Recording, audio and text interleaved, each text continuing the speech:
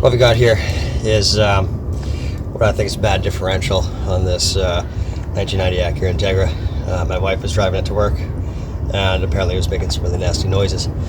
So she came home, we test drove it, and so we're driving it, and we're just a few minutes away from our house, and I come to a red light, come to a stop, and the whole thing just locks up. Now luckily it was going in and out of the gears okay. Clutch sounds normal. It would move forward in first gear and move backward in reverse gear just a tiny bit, and then it would lock up. And that's what makes me think that it's a differential problem. I think the differential's probably broken. So, and it's getting locked up. And when I spin this, there's a lot of slop there. That's a lot of slop, and it sounds kind of like there's broken metal or something inside. So I'm going to take the axles out and have a look at the differential, and hopefully it's salvageable. Hopefully I can just replace the differential gears instead of replacing the whole transmission. So I guess we'll see. So for starters, I've got to get this castle nut off down here on the tie rod. Yeah, and this might be a little tricky because this castle nut is really gnarly. It looks really bad. The cotter pin, sorry.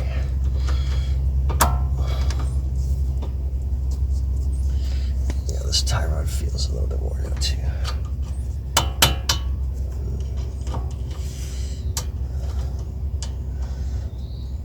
Okay, you know what we're gonna do? We're just going to get rid of that. This is how big is this? 16? I think it's 16. There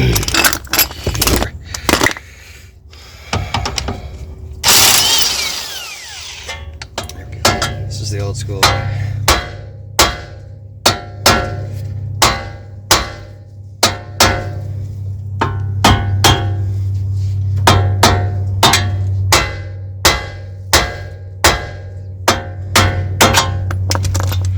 There you have it. No pickle forking needed.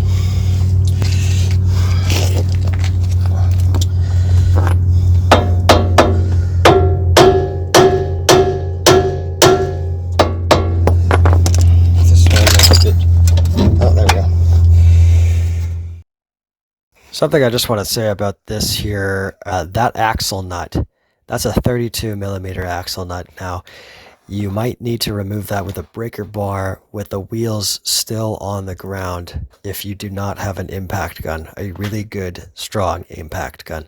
Otherwise, you can remove that with a 32 millimeter socket on a good, strong impact gun, either air or electric, to get that axle nut off.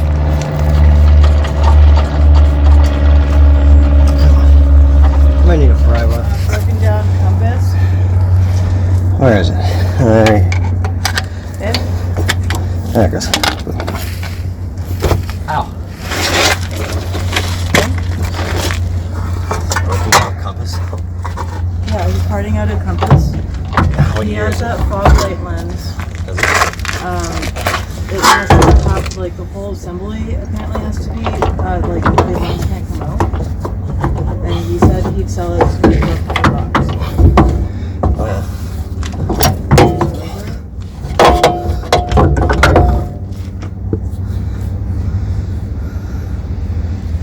Okay, we got the other CV axle off.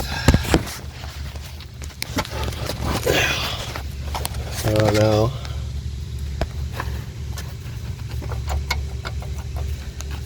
You can kind of see that part in there moving around. Look at that. That shouldn't do that. No. That's busted, whatever that is. Fun.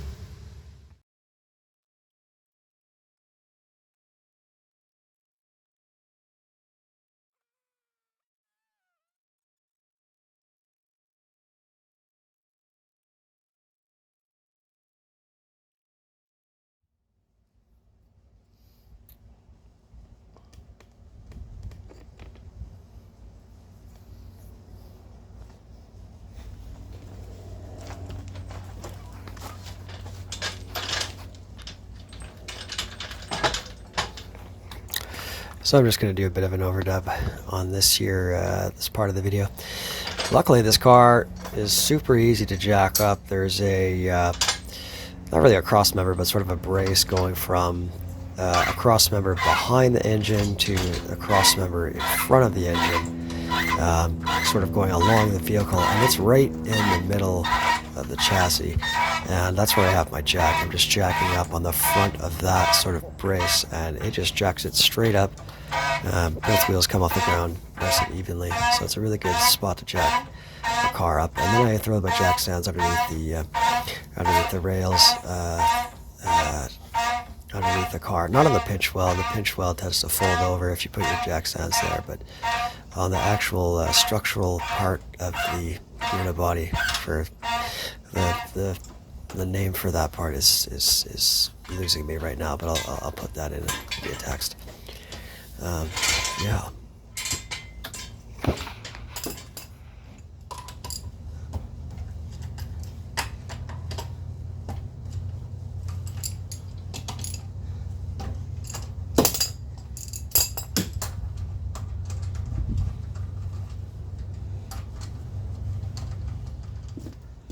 Now we get to the real fun part, and that is actually taking the transmission out. Okay, for starters, you want to get those CV axles out, which I already showed you how to do. It's quite simple. If you need any more information on that, just leave a comment. And then you want to get the car up, at least the front end, quite high. You're going to want it jacked up as high as you can really comfortably get it. If you don't have a lift, if you do have a lift, great, use the lift. Hell yeah. I wish I had a lift. Man, that'd make my life a lot easier. Anyways, jack it up fairly high so that you can comfortably work underneath the vehicle, and you're going to need the clearance to take the transmission out of the bottom. But at the top there, I removed the battery, and then as you can see there, I removed the air inlet hose. So remove the battery, remove the air inlet hose. Start with that, and then what you're going to have to do is remove, you're going to have to take all the bolts off of the very rear mount, and same for the very front mount. And then there's one on the left as well on the transmission side, right above the transmission, and I would suggest taking that one off last. Now that one you actually also need to take the top part off, so you need to take more than just the main bolt out. You need to take the whole top of that mount off, otherwise the transmission will not clear the side of the wheel well when you're pulling it out. Just make sure that you use a jack underneath the transmission to lower it safely and raise it back up if you need to do that as well. So okay, so here I'm removing the starter as well. You need to get the starter out. Oh, my tool's stuck in there. Come on.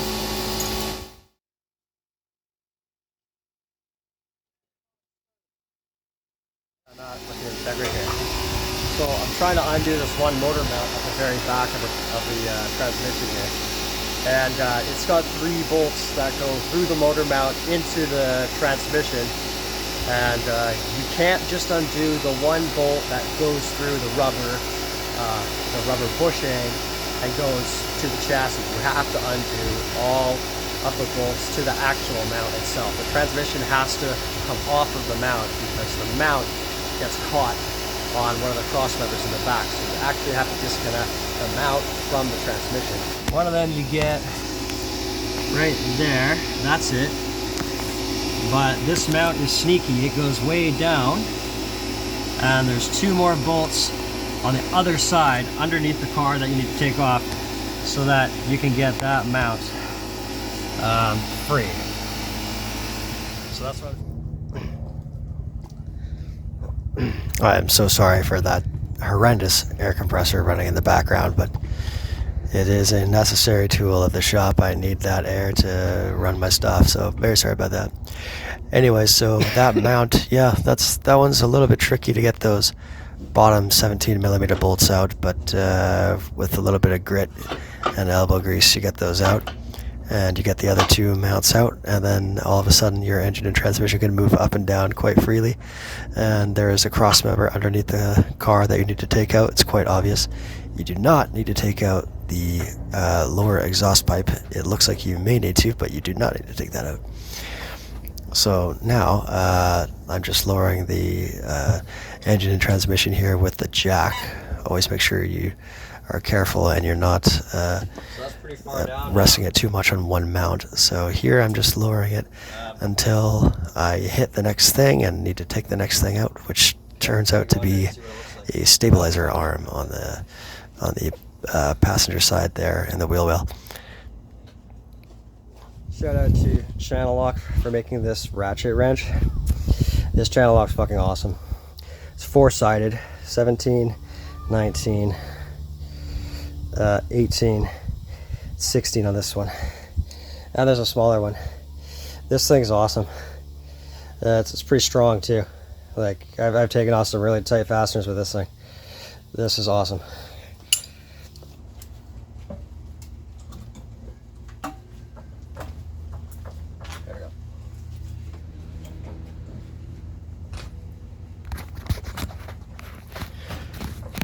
So yeah, basically once you get to the point where you've got the starter out, you've got that air intake out, you've got all the mounts disconnected, you've got that cross member out, you've got that stabilizer bar and the wheel well out. Now you get all the main transmission bolts out, which are 17 millimeter. You take all of those out.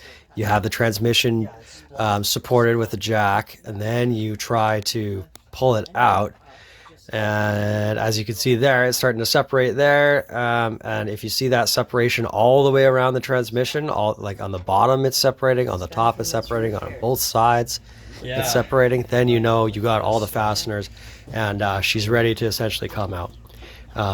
If you see a gap at like the top of the transmission but not a gap on the bottom, you probably have something, you probably still have a fastener or something holding it up there. So you need to go back and look, and you need to be careful. You need to keep looking all around the transmission to make sure it's coming out smoothly all the way around.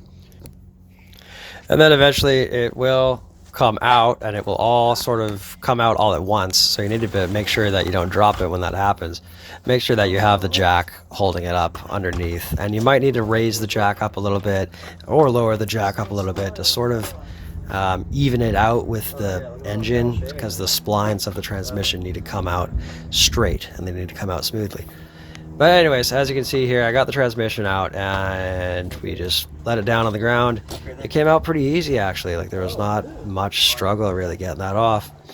And this one's so light, like you can just drop it down. You can kind of hold it up on the jack and then drop the jack down, and then you can just pick it up and throw it up on your table or wherever the heck you're working on it.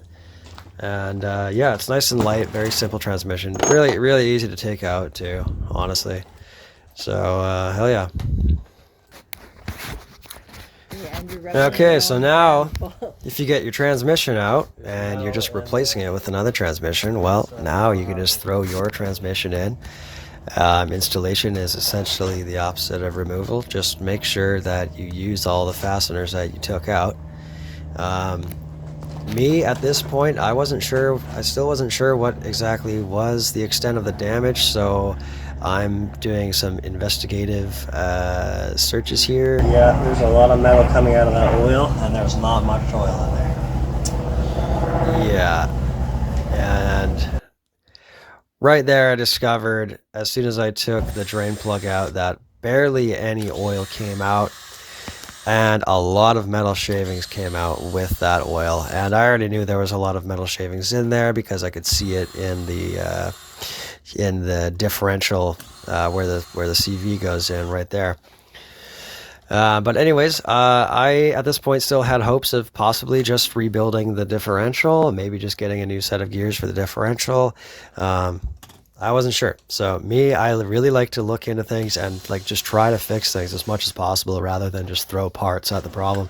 So, and holy shit, the torque on that Makita is something else, but it's not an impact obviously, so like it doesn't crack it loose very well, but You can see it just turned the whole transmission, and that thing will break your wrist if you're not careful with that gun. Like, look at that. It's, yeah, I've definitely hurt myself a couple times with that Makita gun. You got to be careful, man. I need to invest in a good, like, impact, like 3/8 impact gun. I don't have one. I just have air tools, and I've got ratchets. I use ratchets a lot of the time, to be honest. I do have a nice 1/2-inch air impact. It's okay, but then my compressor's running all the time, and my compressor is super loud, and it's kind of annoying. So, but tools, man, tools do pay off if you have good tools. I'm using this stubby little 3/8 impact, or sorry, 3/8 ratchet right here, because I seem to have misplaced my main 3/8 ratchet at this point. So I'm using this tiny little one for these little fasteners, and just kind of fed up. Like, I can't find my actual good 3/8 ratchet. I think, oh, I grab a wrench and just get those off with a wrench. I have a nice set of gear wrench. I mean, they're okay. Ratchet wrenches, they're pretty good. Anyways, something I want to say though is when you're taking this transmission apart, I don't show it in the video, is there is a snap ring at the very top of the transmission, which I will point out. And when you're taking this case off of the transmission, you absolutely need to spread this snap ring that comes out of the top bearing on, I believe it's the counter shaft. You need to spread that snap ring. I will point it out right here. Yeah. And you need to spread that as you're taking the case off. Otherwise, your case is not going to come off of these S1 Integra transmissions. It just will not. So make sure you do that as you're taking the case off. But take all the bolts out first, smack it with a hammer a couple times to loosen it off, and get it so that it is separating off of the lower half of the case. And then you need to spread that snap ring and pull the case off at the same time. It's a little bit tricky. I had my neighbor help me with that. And to access that snap ring, it's supposed to be you just fit a 1/2-inch ratchet or a 1/2-inch impact directly into it, and it will come out just on a 1/2-inch, wrench or ratchet.